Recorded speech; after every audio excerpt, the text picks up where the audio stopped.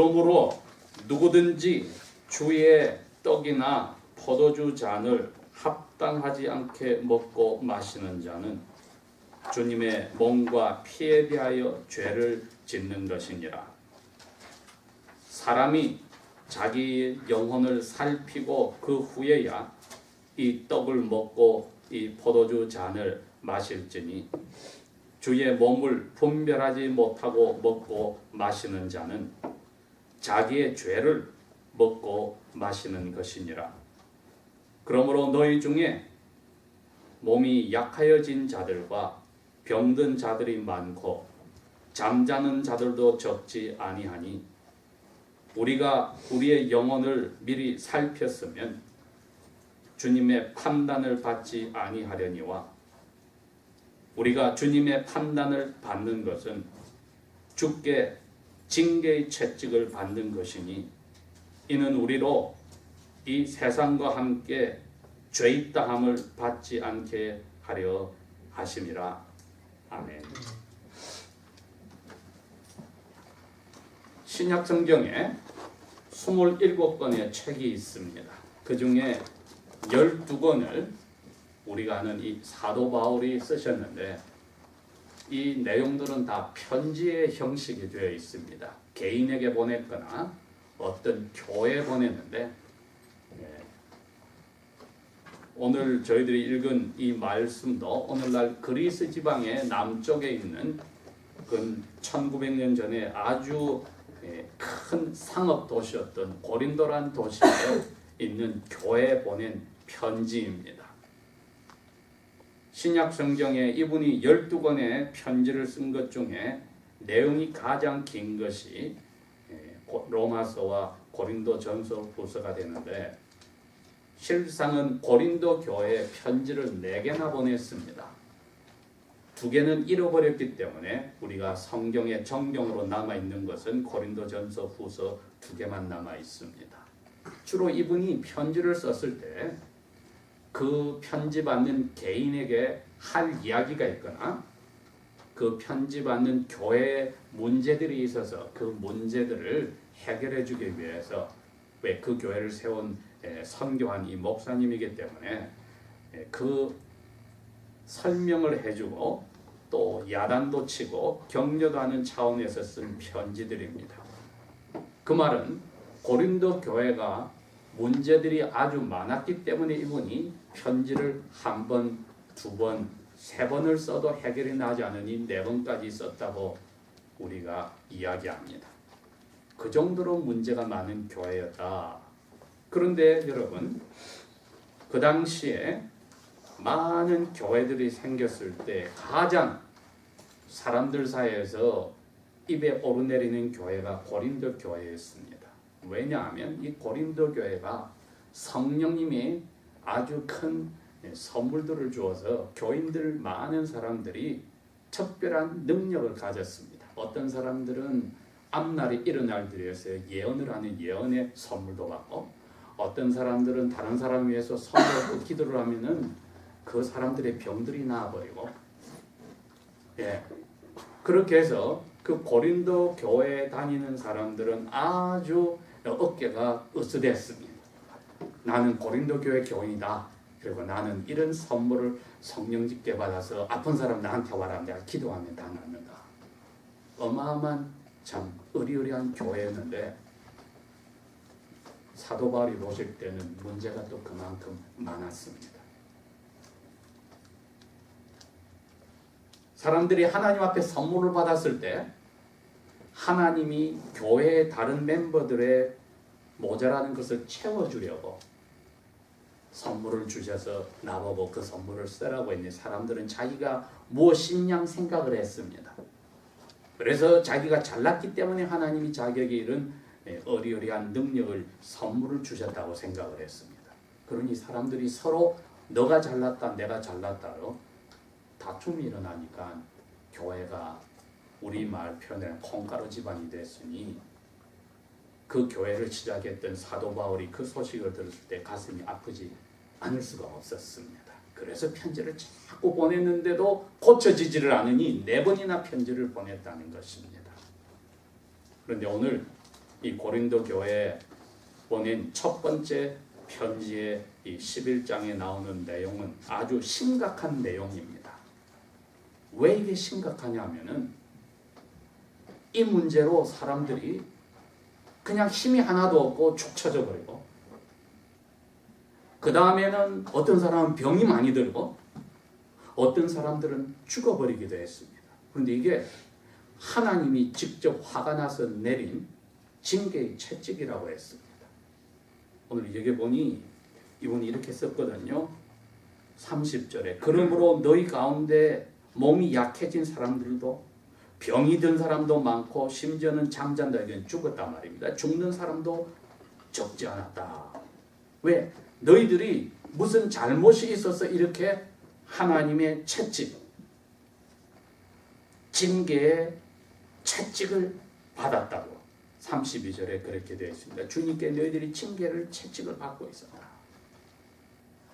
다른 문제 같으면 이분이 그냥 넘어가 줄 수 있는 문제인데, 교인들이 그냥 약해져 버리고 많은 사람들이 병이 들고 많은 사람들이 죽어가니까 이거 심각한 문제 아닙니까?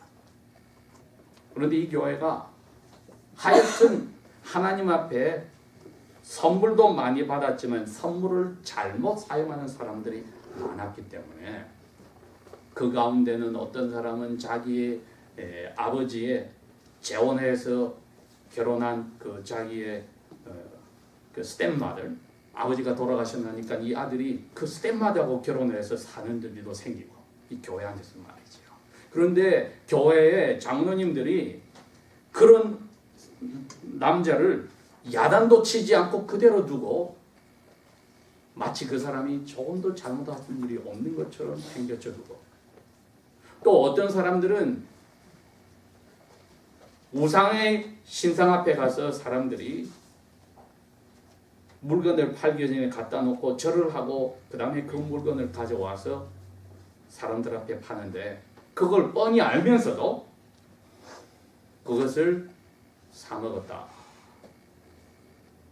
또 어떤 사람들은 그걸 모르고 또 사 먹었다. 그랬더니 알고 사 먹은 사람과 모르고 사 먹은 사람 사이 문제가 또 생겼습니다. 그래서 악한 영에게 갖다 바친 음식을 우리가 사 먹어서 되느냐? 또 악한 영에게 바친 줄 모르고 사 먹은 사람은 우리가 몰라서 그랬다. 이처럼 교인들끼리 서로 헐뜯는데 아주 바쁜 교회가 되어버렸습니다. 그래도 하나님은 그런 사람들에게 막바로 벌을 내려서 몸이 약해지게 하거나 병들게 하거나 죽이는 징계의 채찍을 내리지 않으셨는데, 오늘 11장 여기 27절에 32절에 나오는 말씀을 보면은 하나님이 이 한 가지 문제만은 그대로 넘어갈 수가 없어서 사랑의 채찍을 그 교인들에게 내리셨다고 합니다. 그게 뭐냐 했더니 주의 만찬입니다. 예수님께서 십자가에 잡히시기 전날 밤에 제자들과 함께 유대인의 명절인 6월절의 명절 저녁 식사를 할 때에 하나님께 감사 기도를 하고 빵을 떼어 주었습니다. 내가 너희들을 위해서 이제 죽으면은 이 빵을 찢듯이 내 몸이 찢어져. 그러니 이것이 내 몸인 줄 알고 먹어라.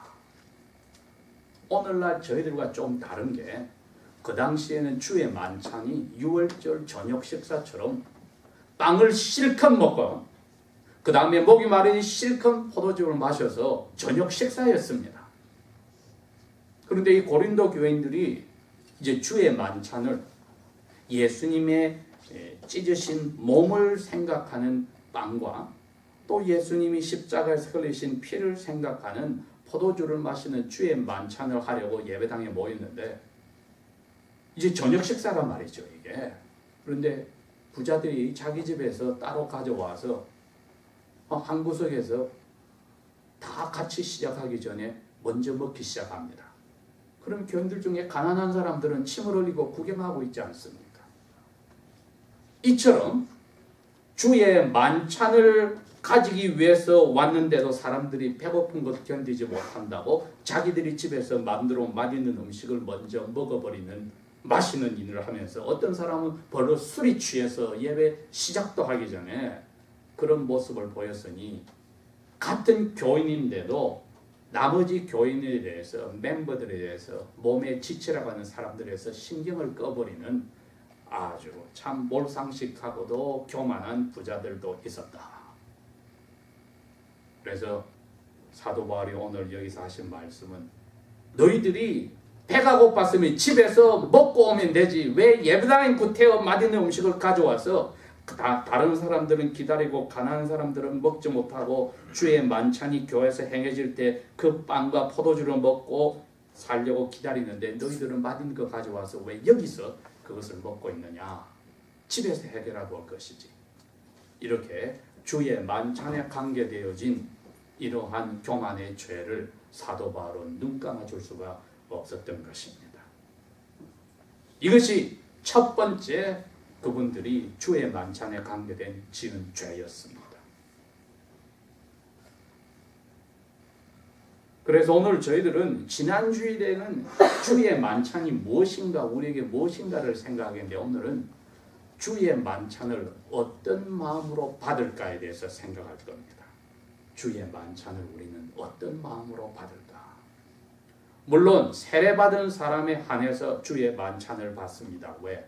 이것이 우리가 그 당시의 습관처럼 빵을 먹어서 배를 불리고 포도주 잔을 마셔서 우리 목을 시원하게 하여서 우리 몸의 일부로 영양분이 되듯이 상징적으로 우리를 위해서 몸을 찢고 피를 흘리신 예수님의 그 몸과 피가 우리가 입으로 빵을 먹고 포도주를 먹어서 배를 불리고 몸에 영양이 되듯이 우리의 영혼에 살찌우게 하는 영양이 되고 우리 영혼의 일부가 되고 우리 몸의 일부가 된다 하는 그 상징의 주의 만찬을 오늘은 우리가 어떻게 받을지를 생각해 볼 필요가 있습니다. 왜? 그렇지 않다면 그때나 지금이나 똑같은 하나님께서 함부로 이것을 가볍게 받아들이는 사람에게 몸을 약하게 하거나 어떤 사람에게는 병을 주어버리거나 심지어 어떤 사람은 죽여버리는 일이 오늘날도 있을 수 있기 때문입니다. 사도 바울이 이것을 심각하게 생각하여서 성령님의 감동으로 그 당시에 그 어려운 징계 채찍 속에 있는 고린도 교회에게 말씀했다면 우리도 이 문제를 그대로 심각하게 받아들여야 합니다. 왜냐? 똑같은 성령님이 오늘날도 우리 가운데 살펴보고 계시고 똑같은 아버지 하나님이 우리 가운데서 화를 내는 사람이 있다면 당신의 화를 북돋우는 사람이 있다면 징계 채찍을 드실 수 있고 교회 전체가 그 하나님의 징계 채찍 속에 들어갈 수도 있기 때문입니다. 그렇다면 어떻게 우리가 주님의 만찬을 받을 마음의 준비를 하는가 했을 때 약 3가지로 생각을 해볼 수가 있습니다. 여기에 이분이 표현에 28절에 자기를 살피고 그 후에야 이 빵을 먹고 이 포도주 잔을 마셔야 된다. 그렇게 했습니다. 그러면 자기를 살피지 않고 이 빵이나 포도주 잔을 마시는 사람은 어떤 사람이냐? 27절에 표현했습니다. 합당하지 않게 먹고 마시는 사람이다. 이렇게 표현했습니다. Unworthy manner. 합당하지 않게 먹고 마시는 사람이다. 생각을 해보지 않고 먹고 마시는 사람이다. 어떤 사람들이 그럽니까? 자기는 깨끗하고 죄가 없다고 생각하는 사람. 예배당에 와서 다른 사람은 손가락질 할 수 있어도 자기는 깨끗하다고 자신만만한 사람들은 생각을 할 필요 없이 그냥 덥석 먹고 마실 때 이분들이 바로 합당하지 않게 먹고 마시는 사람들입니다. 이분들이 하나님이 제일 싫어하고 화를 내는 위선자의 자리에 있게 되는데 우리가 우리 자신의 영혼을 살펴보는 그 일이 합당하게 먹고 마시는 모습입니다.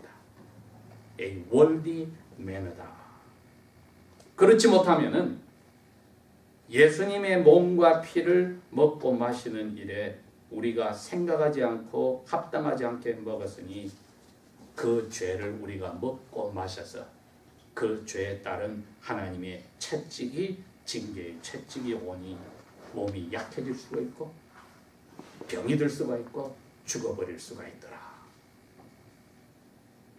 우리가 날마다 죄를 짓고 사는데도 하나님이 눈 감아 주시는데 이것만은 눈 감아 주시지 않더라 이겁니다. 그러니 우리가 만약에 매주일 주의 만찬을 한다면 너무나 위험할 뻔했습니다. 매주일마다 우리가 얼마나 조심을 해야 되겠습니까? 예, 그런데 저희들은 1년에 2번, 3번밖에 하지 않으니 그때 주의 만찬을 받을 때 마음의 자세가 합당하게 받는 자세는 약 3가지로 우리가 생각해야 됩니다. 첫 번째는 내 죄가 항상 하나님 앞에 드러나 있다는 것을 인정하는 겁니다. 그래서 이 내 죄를 예수님이 아니었으면은 나는 하나님께 벌 받아서 영원히 지옥불에 들어가도 할 말이 없다. 이걸 내 스스로가 먼저 점검하는 마음이 필요합니다.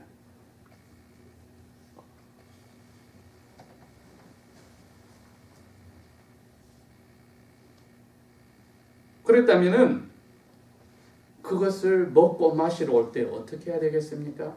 내 죄가 있다는 것을 인정했으면 이걸 털어버릴 생각을 해야죠. 사람들 사이에 찌꺼기가 있으니까 털어버려야죠. 나쁜 습관이 있으니까 끊어버려야죠. 그렇게 하고 주님의 몸인 빵과 포도주 잔을 마시는 것이 합당한 자기를 살피는 첫 번째 자리입니다.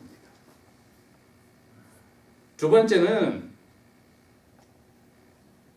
예수님을 보니까 나의 죄 대신에 아버지께 벌을 다 받아버려서 이 예수님을 향해서 내가 믿음을 지키고 있으면은 아버지는 예수님을 보고 나의 죄는 깨끗하게 이 예수님의 몸을 찢듯이 십자가에서 죽이고 예수님의 피를 흘리듯이 십자가에서 죽여서 그때 나의 죄를 예수님에게 다 주어서 내 죄는 깨끗하게 용서받았다는 마음의 그 확신을 우리가 가지는 점검이 필요한 겁니다. 그리고 마지막으로는 자, 내가 오늘도 내 영혼에 이 상징적인 빵과 포도주를 마셨다면 다시 예수님이 하나님 아버지의 말씀대로 살았듯이 나도 뜨겁게 하나님을 내 인생을 다 바쳐서 살아야 되겠다고 결심하고 내 이웃이 나의 도움을 필요로 할 때 나도 그렇게 내 스스로를 챙기듯이 이웃을 내 몸처럼 사랑해야 되겠다고 다시 결심하는 마음으로 이 떡과 포도주 잔을 받을 때 이것은 합당하게 받은 것이라 우리가 몸이 약해지는 징계를 받을 일도 없고 병이 걸려드는 징계 채찍을 받을 일도 없고 또 하나님 앞에 징계의 채찍으로 심하게 먼저 죽어버리는 그러한 채찍을 받을 일도 없습니다. 물론 고린도 교인들이 이런 일을 당했다고 해서 지옥 불못에 들어가는 벌을 받았다는 뜻이 아니라 벌이 아니라 징계이기 때문에 부끄러운 구원의 자리에 갔을지라도 참으로 그 교회는 하나님이 기뻐하지 않는 교회가 되었으니 얼마나 안타까운 일입니까? 우리 교회가 그러한 자리에 들어가지 않기 위해서 우리 이제부터라도 하나님의 이 만찬을 받을 때에 우리의 마음이 위로를 하라고 주신 기쁘게 우리의 마음에 확신을 가지라고 주신 것을 하나님의 징계의 채찍을 불러오는 그러한 계기로 만드는 일이 없도록 해야겠습니다. 기도하겠습니다.